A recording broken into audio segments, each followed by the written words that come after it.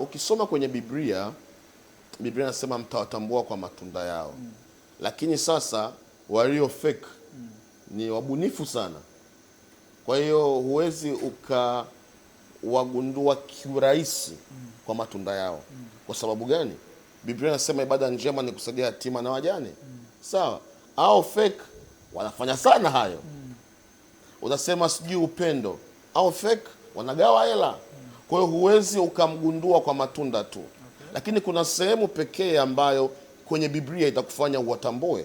Na ni sehemu gani? Biblia inasema zijaribuni hizo roho. Kwa the only way au njia sasa hivi ya kumgundua huyu ni fake, huyu ni true, ni wewe kuwa na roho wa Mungu. Roho wa Mungu ambaye ni msaidizi wako atakusaidia kung'amua ukweli kwamba huyu ni wa kweli, huyu ni wa uongo. Kwa sababu wa uongo sasa hivi wanayafanya mambo kuliko wa ukweli.